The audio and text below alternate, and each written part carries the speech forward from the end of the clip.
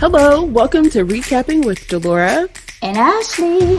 Please follow us on Instagram, Facebook, and Twitter at ReCappin Podcast. Also, comment, rate, and subscribe on your favorite podcast platform. We're on all the things. We would love to hear your ratings of the movies and shows we review.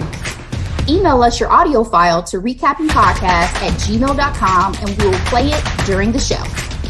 Or DM us on Instagram and we will post and read it on air. Thank you guys so much for listening. Thank you. Delora, we are back on the mic. How you doing? How you feeling? How you living?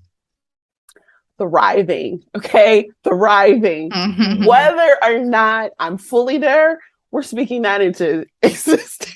There you go. I love to hear it. I appreciate you and the audience letting me step away for a week so I could attend FinCon. It was worth it. It was a good time. Yes. Made some connections, learned some things. Appreciate everybody I got a chance to connect with in the finance content creation space. You guys are awesome. Super exciting. Kind of jealous, not gonna lie.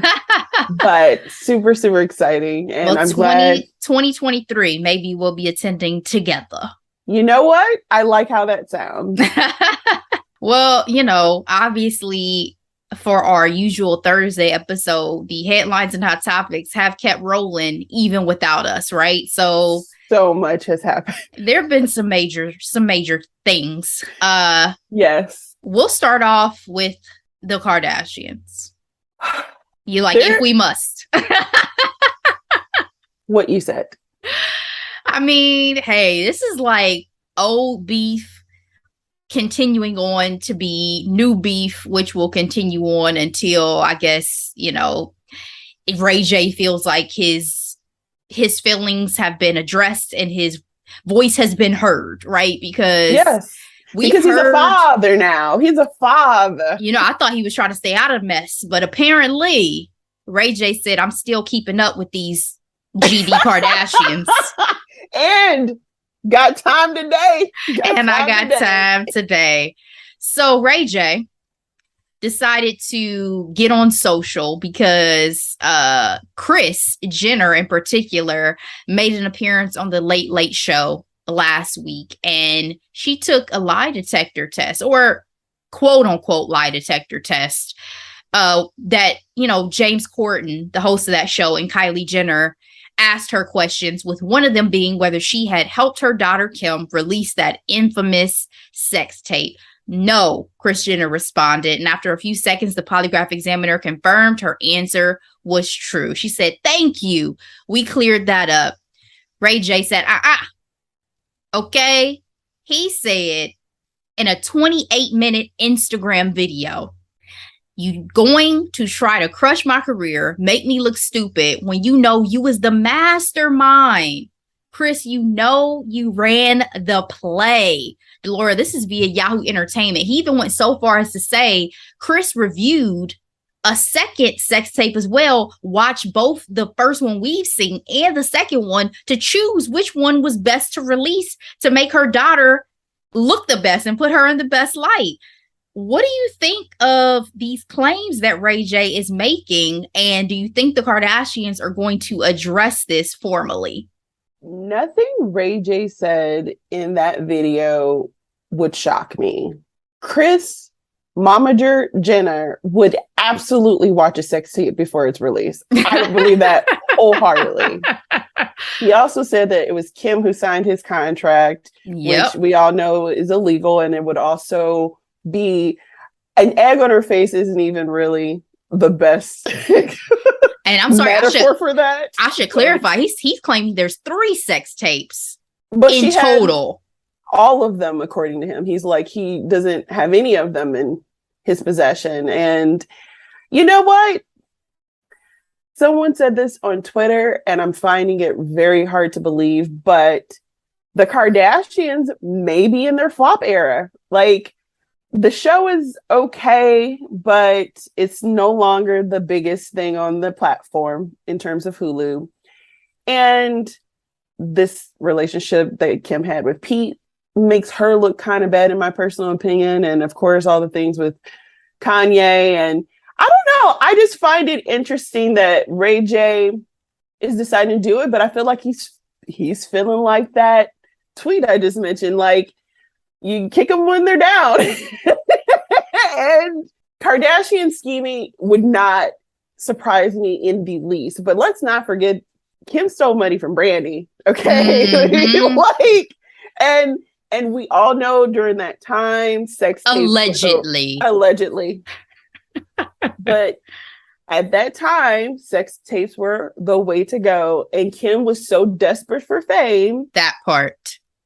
It is very plausible. Now, Kim and the Kardashian Jenners are what every drug dealing billionaire rapper has done and made that dirty money clean. Okay. It's been laundered. But it's not every day you get someone to spill all this tea. What do you think? Yo, I think Ray J is one of the most entertaining mofos on the internet. Like, I think I didn't realize how entertaining he was until that verses. Like, I don't know where I've been. Ray J is entertaining as hell. So forget about the claims, forget about the drama. He's just funny. Like, he just entertains me. Who has a projector at home with the receipts and all? Like, they were talking about it on Higher Learning, guys, one of our favorite podcasts, about how he obviously has been waiting years for this because he must have had a folder with all the paperwork in there that he has somebody going through. Hilarious. And then, Van chimed in, as Van had been working for TMZ for many years. I need to listen to this episode. Okay. Just basically, y'all are welcome for this plug, Higher Learning, because obviously our audience is even remotely close to yours. But, basically just saying, why are they poking the bear? Because, Van knows and has seen an even more explicit, he said, version of this sex tape. And there was a golden shower in it. And, it's just, there's more out there. And as Van said, in the world of sex tapes, there's nowhere to leak a sex tape except for Twitter without the express consent of the people involved now. So there's no way that Kim did not have her hand in it, right? Tea. There's no way that Kim cannot have her hand on it. And we even saw that with the receipts that came up from Vivid Entertainment that showed email correspondence with Kim and Ray J confirming like the amount that, in sales that the sex tape was getting. So there was definitely correspondence about it. To your point, Kim has herself declared how much she wanted to be famous. So do I absolutely think that this family capitalized on this at that time? Absolutely. Do I think they're going to speak on it now? No, because it doesn't fit the narrative that they painted now for all these years and continue to on the Hulu series that I've still only watched one episode of. Because we talked about that one episode. What's the likelihood of this sex tape miraculously coming back into play during the launch of a new reality TV show? That's another thing that made me wonder about the timing of Ray J coming out. Is it because now Kim is beefing so heavy with Kanye and he has a bond or some type of, allegiance feeling like to Kanye that makes him want to come out so hardcore against her now? Because I think he even, when he was going through his receipt, showed some text that people spotted, speaking to Kim about wanting to like get together and talk and calling her Kimmy and all this stuff. So I'm just curious as to where the animosity is kind of coming from. And I wonder if it's an allegiance more to Kanye and the things that have gone on in their relationship than any beef he has personally. That, or he was just tired, sick and tired of being sick and tired. Chris, doing what they do on late night TV, making fun of things that you probably shouldn't be talking about anymore. It caught up to her, maybe. I don't know. The thing is, lie detectors are unreliable if it was ever even truly documented, right? As long as you have conviction, the lie detector test is going to come back as proving you're right. And I'm sure at this point, Chris's conviction, even in her own lies, is strong. So it's moot. The point is moot. Woman who is able to make multiple billionaires in her family based off of looks alone. I will still read her book. Whenever she wants to release it, I will still read her book. I have masterclass. Chris's class is definitely one of the classes I have put on my watch list because that personal branding, absolutely. IG advertises the shit out of those master classes, by the way. It's crazy. And I fell for it. Fell for that okie doke. You know, Instagram be making you feel like, oh, y'all actually know me. No, it's all a lie, people. It's all a lie. But that's really all. That's really all that I feel like it is about this. It's entertainment. It feeds into the entertainment machine, and whatever Ray J says, I believe at this point. Like I don't think that man has any reason to lie. So we'll see what other entertainment he serves us with as we move forward. So let's get into our second quick headline, which is we have not spoken on this whole Aries Spears and Tiffany Haddish situation that has come up. They have been accused of child sexual abuse in a lawsuit, and their reps are claiming it is a shakedown. They're accused of having groomed and molested two, at the time, minor siblings years ago. According to the complaint, Jane Doe and John Doe were 14 and 17 respectively when they alleged that Haddish and Spears had them participate in sexually suggestive videos in separate incidents in 2013 and 2014. They have both come out and spoke about it a little bit with, Tiffany saying that she deeply regrets her involvement, but she can't say too much. Ari saying he can't say too much either, but it's a shakedown. Oh, his career may not be the same. Obviously, he's coming on the heels of the backlash already with his comments about Lizzo. So this is just exacerbated.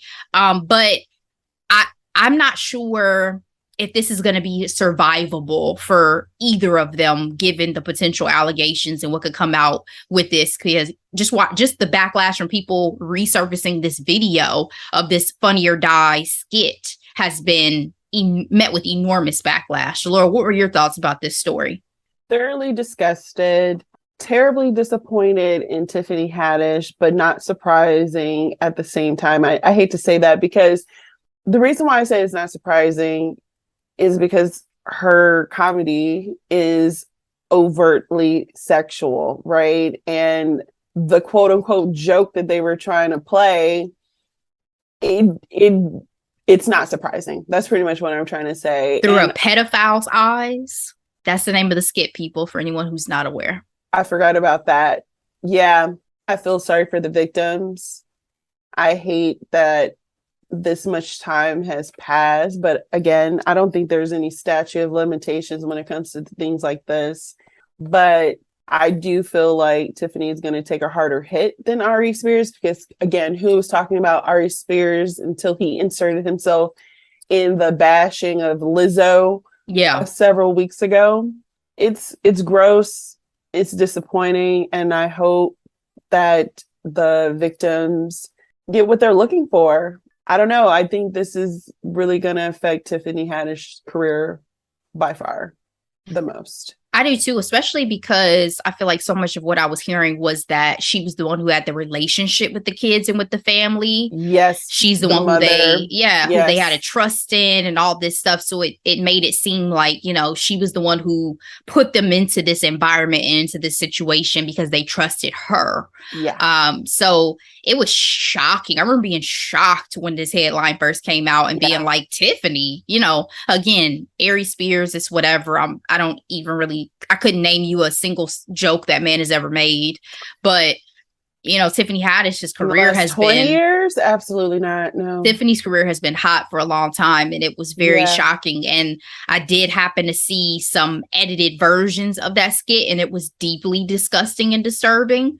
I know that comedy changes over time, right? Like we know that so many things that were acceptable in the past has not been acceptable today, but I'm not sure pedophilia has ever been funny for anybody.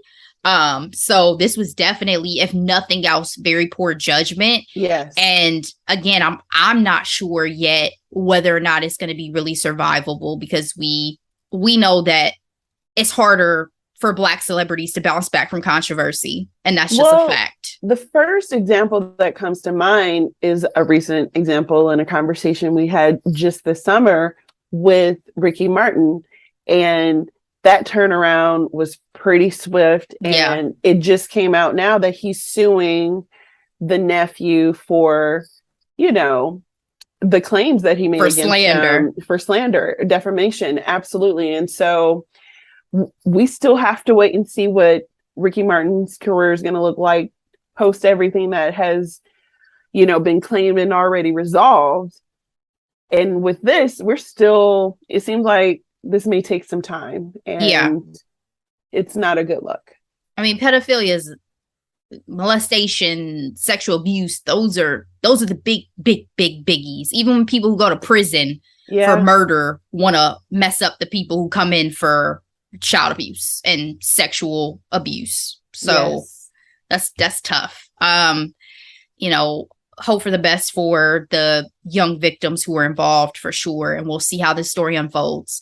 Our final quick headlines are for some folks who have unfortunately passed away since we've been away. The first one being rapper and singer PNB Rock, who was murdered this week at a Roscoe's in LA. This has been a huge story over the past, few days, because it was so unexpected. He was up and coming in terms of what I know about his career. He is not even from the LA area. He's from Philadelphia. So there was discussion of, did he know exactly where he was and what the situation would be, all this, and that. And then also the controversy about obviously his girlfriend having posted his location, their location on social media, and that had anything to do with him. And unfortunately him being, it was an attempted robbery and then being killed. What were your thoughts about this story when it broke, Delora?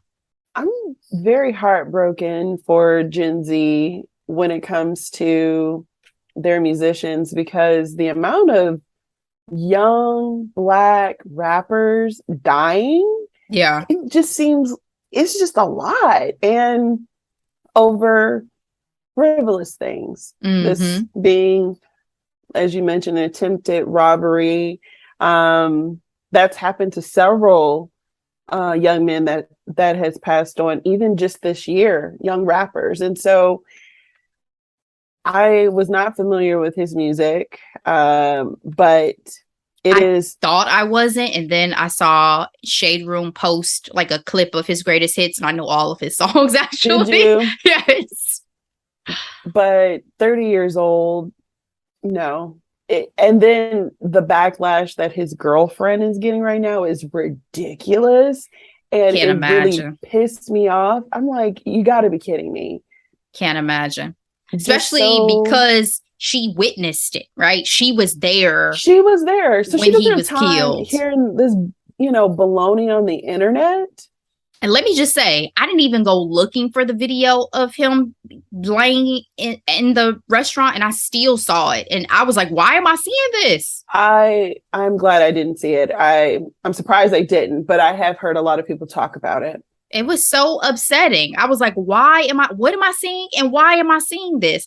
I think too, he bears such a striking resemblance to me to Nipsey Hussle that it interesting. Just kind of put me back to where I was when I found out that he was shot, which I was in Houston, Texas at the time. And it was, again, another young Black rapper who just died senselessly. I think for folks who are heavy deep into the hip hop industry, it hits them differently. I think for me, it's just always like such a loss of life over jewelry and over, material things. Just heartbreaking to me. He was a father. He had a young daughter. Like to his family and friends and loved ones, beyond the music, beyond any of that. It's just devastating always. And unfortunately, he's not alone. We also had news that Jesse Powell, R&B singer, passed away. His family released the news, and I definitely started singing You immediately because his voice was beautiful, silky. That song still, every time it comes on Pandora, I freaking love. So he was 51 years old. And then we also lost comedian David Arnold last week. So there's been, a series, unfortunately, of these celebrity passings that have happened. And we just wanted to relatively young. David Arnold was 54. So we definitely went, and he was, for those who are not familiar, David Arnold was a comedian, actor, writer, producer, headlined 2 Netflix specials, was writer producer on Fuller House reboot, and also created the Nickelodeon series That Girl Lele. So his family saying he died of natural causes, but they were also shocked and devastated by his loss. So none of them seemed like they were obviously anticipated or expected, and just praying for everybody's family and loved ones. Absolutely. All right, Delora, let's move on to our hot topics. The first one, another passing. This one definitely was in the headlines immediately. And that is the Queen of England passed away while we were off the mic. Queen Elizabeth II, the longest reigning monarch that the UK has seen, reigned for 70 years. Yep. Passed away at the age of 96 in her Scottish estate, Balmoral. The Queen came to the throne in 1952. So literally, our parents' generation has not known anything other than her being on that throne in England, right? Yep. Huge thing for that country and for those who were still a part of the Commonwealth. There's been obviously the usual ceremonies and things that have gone on even today as we're talking about it. She's lying in state. Her funeral, her actual funeral is on Monday. Yep. We've seen, some of the ceremonies that have gone on. But even beyond that, the conversations that have happened since the Queen has died have been all like one way or the other. I'm not sure I've really heard an in between. Middle ground. Yeah. There's been those who have, been sad, who have mourned all of that for the loss of this monarch who's been in their life for so long. But in a article from The Guardian, I feel like they summed it up when they said the Queen's death intensifies criticism of the British Empire's violent atrocities. That part. American commentators, academics, and others are calling into reconsideration of the monarchy's lasting influences. And possibly one of the most strong sentiments came from Carnegie Mellon University professor Uju Anya, who said, "If anyone expects me to express any disdain, anything but disdain for the monarch who supervised a government that sponsored the genocide that massacred and displaced half my family and the consequences of which those alive today are still trying to overcome, you can keep wishing upon a star." She even said when she passed away, "May her pain be excruciating, the chief monarch of a thieving and raping genocidal empire." Very, very strong words. Delora, you are a royal watcher, a royal lover in the sense of all the pomp and circumstance we know of that world. But this is unprecedented in our lifetime. So give me your thoughts. Because even though I was at FinCon, you the first person I text, girl, I was like, it doesn't sound like the Queen is going to make it. Like, is she going to pass away? What were your thoughts when this news broke? Everybody but Jason was surprised with Hollywood. Lord. With Hollywood Alive. I didn't even check to see if they made a post about that mess. Like, I didn't even mean to bring that back up, but that has been in the back of my mind. It will never go away. It will never go away. But what were your thoughts about this? And then what are your thoughts about the subsequent reactions to her passing? All right, Ashley. Many thoughts. As you mentioned, I am fascinated with, as you mentioned, the pomp and circumstance of England and their royals and Meghan Markle and the fact that William married a commoner, Princess Diana. Okay, so you, along with 3 other people, text me when the news broke. And I literally was on the phone with my mom screaming. I was like, this really happened. She's gone. Yeah. And the first thoughts that came to my mind was the Queen of England is mortal. Like, she was that forever presence. The queen has been on the throne longer than both of my parents have been alive. Yep. Okay. I'm not going to lie. With her being gone, I realized that my fascination with the crown has everything to do with Diana. And I say it like this. I don't blame countries in the Commonwealth, i.e. Australia, Jamaica, list any of them, who are like, are you saddened by this? No, because my family, that professor, her family, immediate family, was affected by the brutality of Britain. Yes. And being a Black woman, knowing the legacy of slavery, knowing the legacy, even the fingerprints of England in our American society, you can't miss it. You know what I mean? And because of that, I realized that my fascination had everything to do with the way Diana was able to navigate her time in that family, in terms of, if you look at the old interviews, she talked about how she wants to be the queen of people's hearts, but she doesn't see herself being the queen of England one day. And I realized when it came to Elizabeth II, she was just always there, but I didn't really, have any real fascinations or feelings towards her. Obviously, the crown helped put things in perspective in terms of the context of her being a young woman, never meant to be in succession because her father wasn't the firstborn, but because of abdication and because of war and this, that, and the other, that tale is fascinating. But at the end of the day, again, thinking about Meghan, I'm like, would I want somebody to be a part of this family?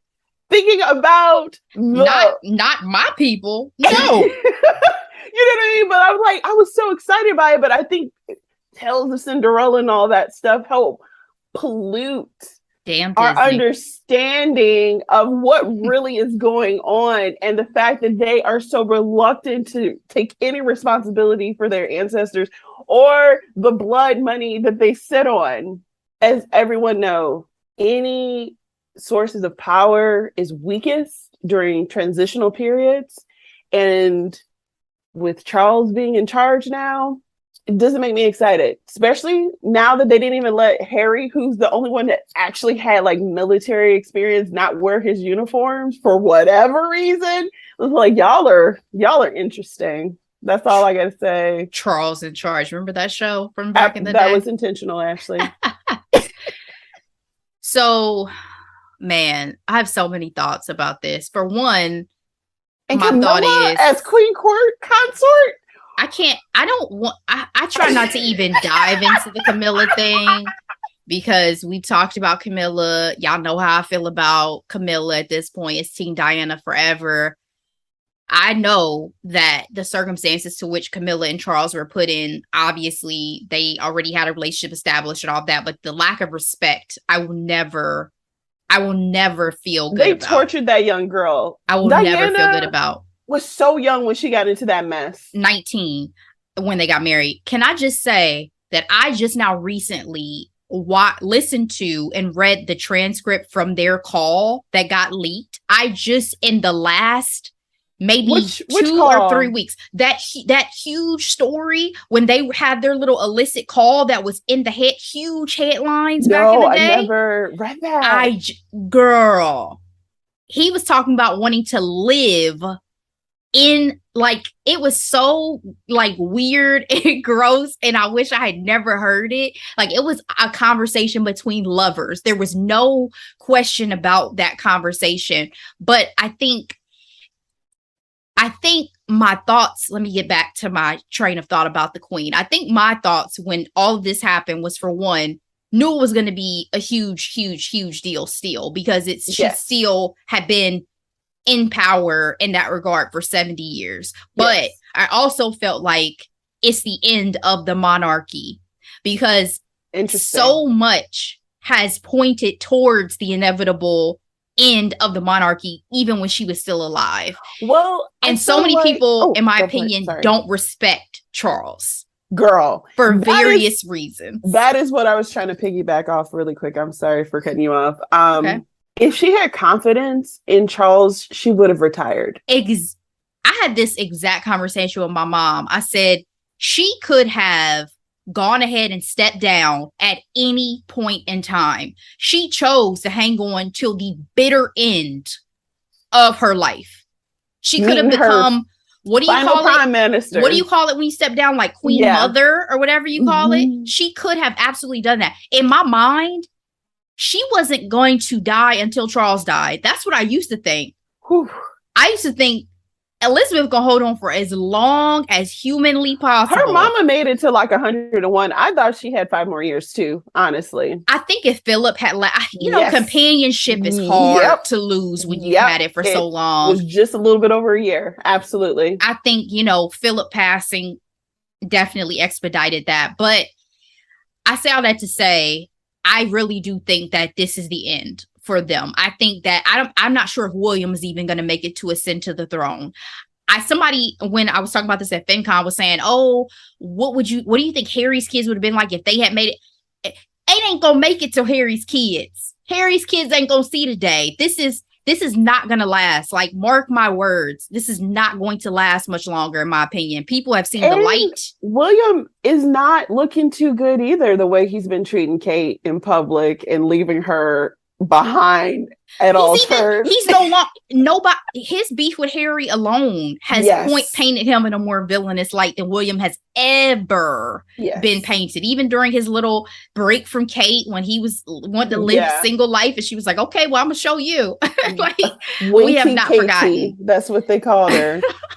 And they had the nerve to compare that to what Meghan went through in the newspapers. Like, no, sis, that's not the same. It was more vicious and insidious, but I think now listening to Meghan Markle's podcast, because I'm now fully caught up. I've listened to the Mariah episode and the Mindy Kaling episode. So good, right? So good. Again, my thing is I wanted to know more about Meghan. So all these gems that I take from every episode about her and the fact that it was not the pretty one, the smart one, all these things endear me even more to Meghan. So now when I see her go back to England and she has to be around Meghan, she has to be around Kate, I'm like, no, Ashley, I feel like she needs me. When we saw the 4 of them get out that car, my heart sank. I was like, I hope Meghan's okay. I feel like she needs me. I hope she's okay. And at the end, when they did that meet and greet, she looked awkward when she waved to everybody because she didn't know what to do, because she knows what was going to happen after she left. She knew those people were going to act stank with her trying to shake their hands. Did you see that one woman who was making faces at Meghan and shaking hands? No. But see, this is my thing. She's going into such a hostile environment. The last thing you need, you already know the people may feel some type of way. The government may feel some type of way. All these entities that you've spoken now out against since you've been in America may feel some type of way. It's even worse to have it within that immediate family and have to sit and be British and put on and pretend and do all this stuff. Like, we're American. We express ourselves. Well, somebody on Twitter was like, she must really love Harry. She to does. Go back, because she clearly does. Ain't no way. And so I said she needs me. I feel like we need to be by her side, like Absolutely. Monica and Sierra were for Vanessa. You know what I mean? Period. She needs her Black women, her mama, somebody to be with her, to have her back, because that's Absolutely. Such a hostile environment she's having to go into. But again, I still have to say, I really do think this is the end. Even when I sent you the picture, I think people or something saying something King Charles, I was like, ew. Like, but it's not just me. Yeah. Like, I think that there's that sentiment. Again, Charles has been painted not just from the situation of how they portrayed him in The Crown, his own antics over the course of his life. He just got in trouble for taking a bag of money from a quote unquote hostile country. And did you see him acting like a brat?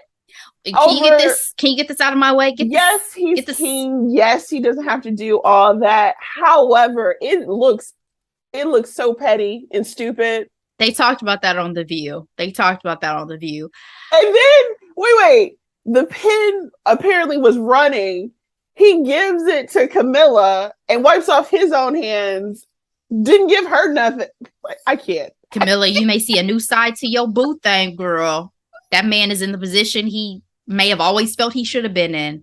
My last thing I want to say is this. One thing that even despite, the conversations, obviously, that are super valid about the British colonialism and the history and all of that and the atrocities, I did still feel and take a minute to reflect on the fact that this was still a human being whose family just witnessed and lost, a loved one. So I never tried to make light of that. I'm just, I didn't mourn, neither did I celebrate. It was neither of that for me. I didn't have skin in the game. Yeah. I acknowledge and fully respect and understand and appreciate the relevancy of these conversations. And at the same time, respected the fact that this was some people's grandmother and mother and all of that who has passed away, not just the Queen of England. I agree. And what I'm about to say has a lot to do with me being cynical and nothing to do with like how I feel about these people, because obviously I don't know them, but I do feel like them calling her my dear mama and all that, I think their family is not like normal families. And I feel like some of that is to play into their relevancy in maintaining power.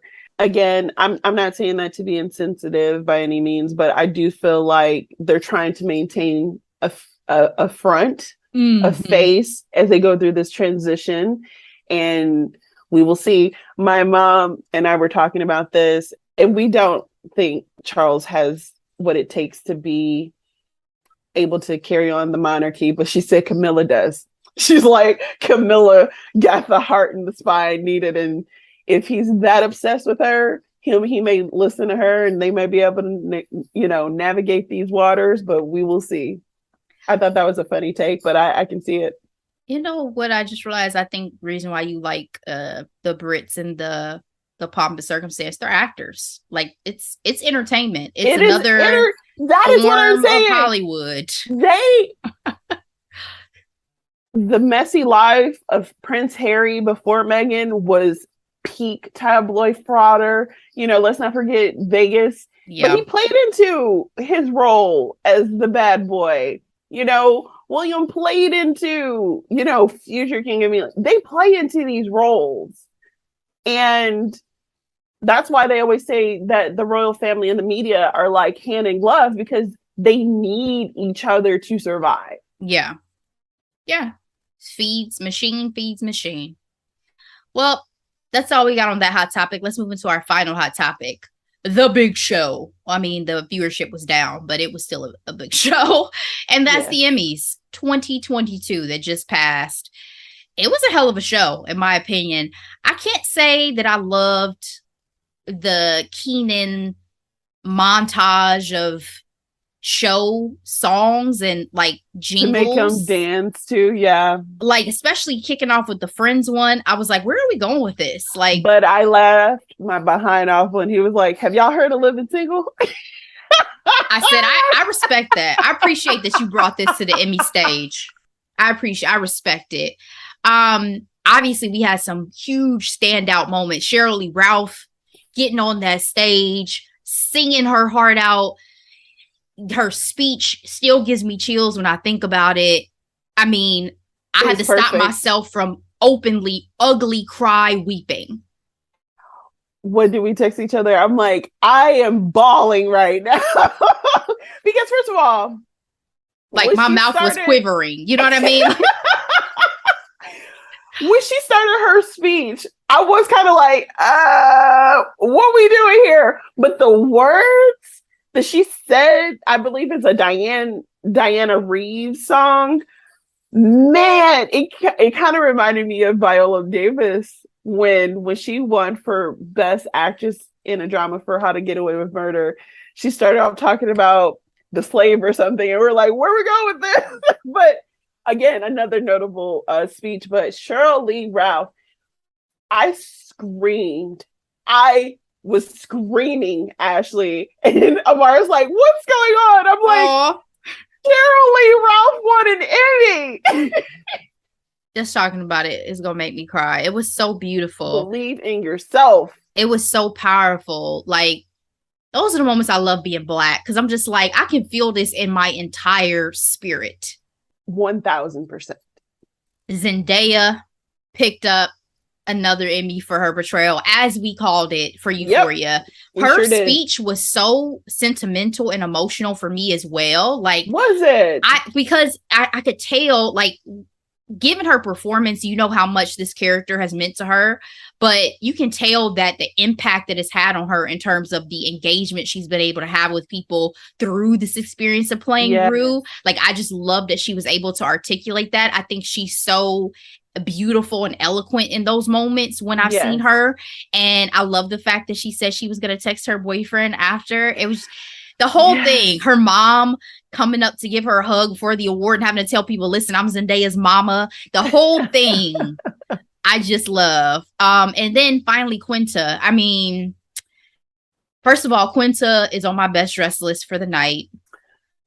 She looks like a winner, baby. I put that in my comments. I was like, looking like a winner, baby. Especially because, as we know, on Avid Elementary, she does not get to live her best fashion life.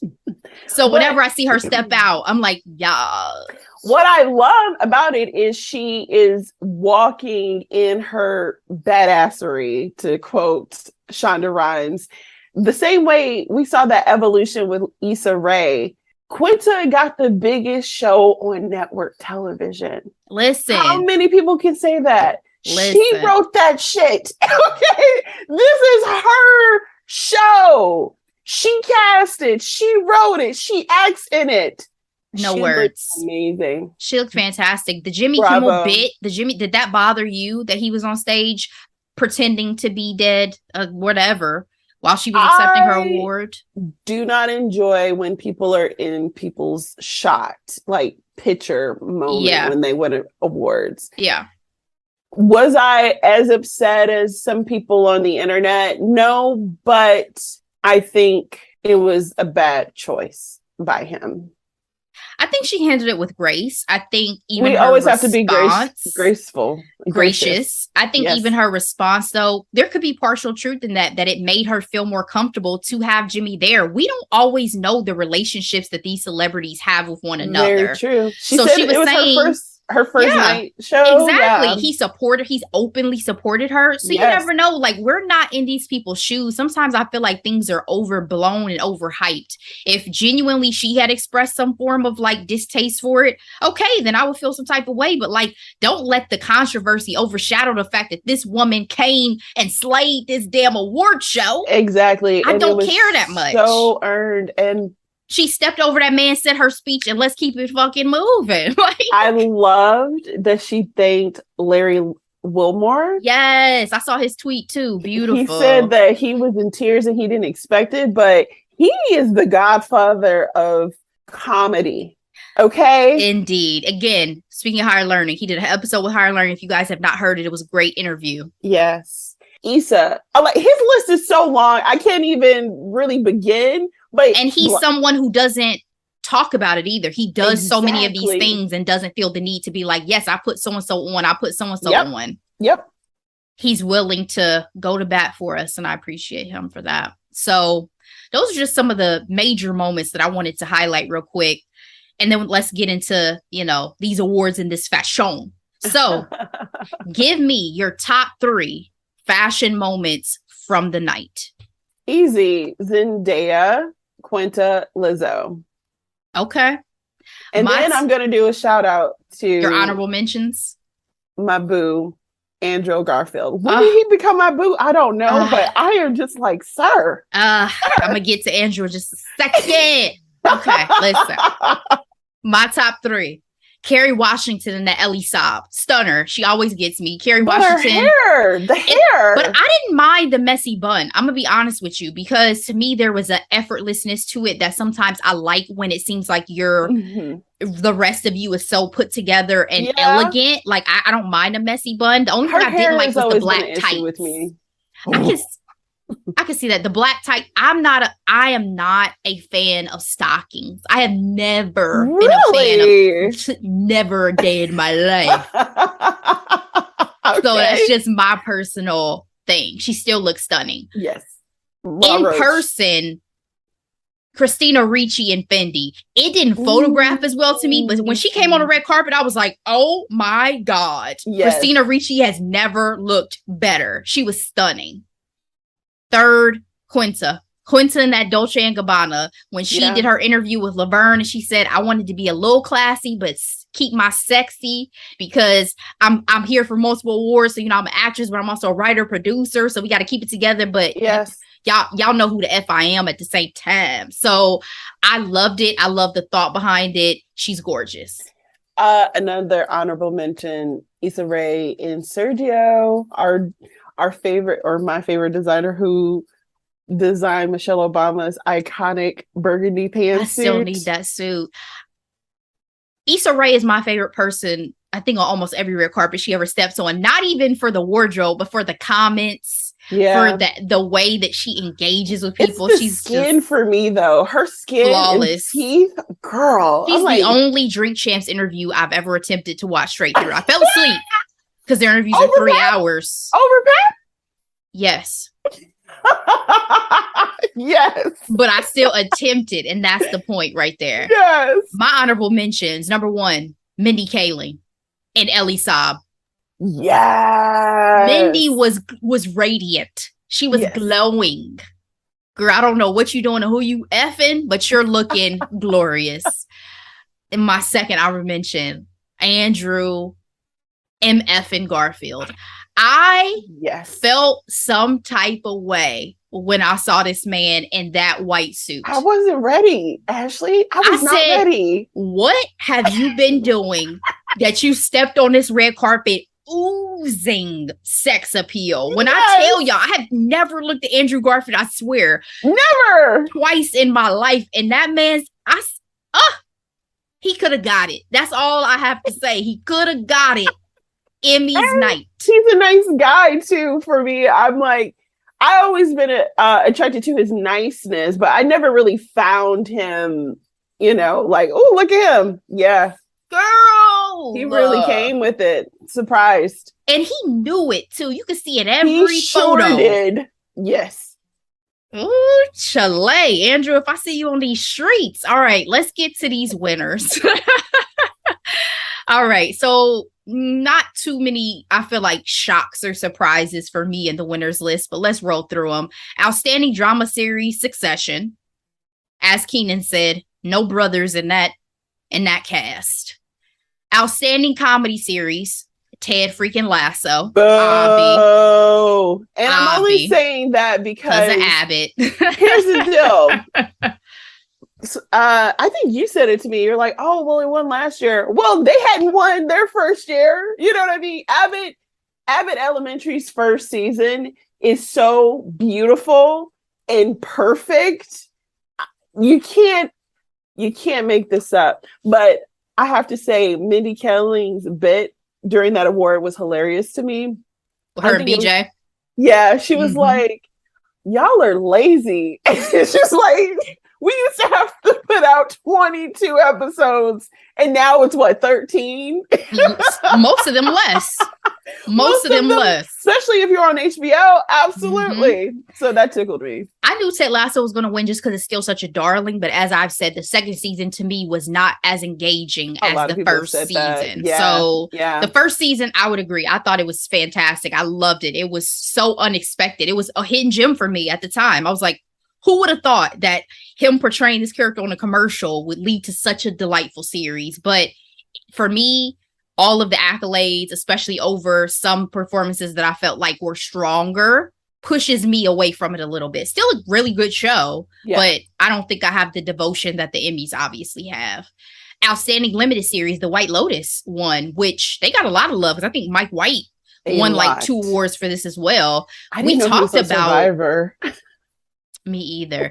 Remember, he was in, wasn't he in The Stepford Wives? Wasn't he the one who came at the very beginning and tried to like shoot Nicole Kidman because she had that series? I just rewatched The Stepford Wives. That's why I'm bringing it up. I'm pretty sure that was Mike. In years. That's one of my favorite like dark comedies. Interesting. I know. I be loving some of the outliers, but for me, this was not surprising because I knew it had, we knew it had hype around it, but still, it wasn't my favorite. Remember, we even talked about this when we did our 9 Perfect Strangers recap. We were like, we could do 9 Perfect Stranger, we could do White Lotus. And they were kind of the same. Yeah, but we ended up preferring 9 Perfect Strangers. Yeah. So we'll see they what didn't season get any 2. love. They didn't. We'll see what season 2 is like. Maybe we'll get into it more for a season 2. And that's probably the show that Regina Hall was probably talking about. And Regina's performance was fantastic. Absolutely. I feel you, Regina. Outstanding lead actor in a drama series, Lee Jung-jae for Squid Game. Well deserved. Especially when, Succession, oh God, 2 out of the 5. I need to watch this show. I've tried really? Twice. I can't get into it. Really? I can't get it. I can't do all the in-family fighting. That shit gets so old to me. I had to let Empire go for that reason. Y'all can only have so much beef. Between that and Game of Thrones? A lot. We can save that for our next microdose of House of the Dragon. There's a huge difference. Okay. Outstanding lead actress in a drama series, Zendaya, Euphoria. Outstanding supporting actor in a drama series, Matthew McFadden, Succession. Outstanding supporting actress in a drama series, Julia Garner for Ozark.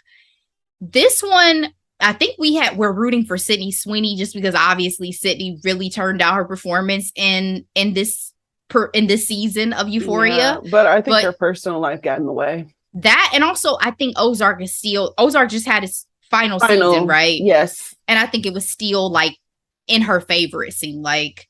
Outstanding lead actor in a comedy series, Jason Sudeikis, Ted Lasso. Outstanding lead actress in a comedy series, Jean Smart Hacks. Outstanding supporting actor in a comedy series, Brett Goldstein, Ted Lasso. Again, if you watch Ted Lasso, I was surprised he took it again because one of the other actors had a stronger arc change to me this second season. The black man? But I know you're thinking of the one soccer player. Yes. Yeah, and I'm not talking about him. I'm talking about someone who's on the coaching staff on Ted Lasso. Gotcha. Okay. Yep. Outstanding supporting actress in a comedy series, Sheryl Lee Ralph, Abbott Elementary. Sweet baby Jesus. Outstanding lead actor in a limited series or TV movie, Michael Keaton, Dope Sick. Again, great show. I thought about you. Yeah. Great show.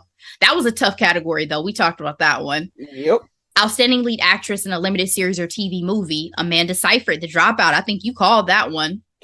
You know what I didn't like about that is that she felt rushed in giving her speech. Yeah. I didn't like that.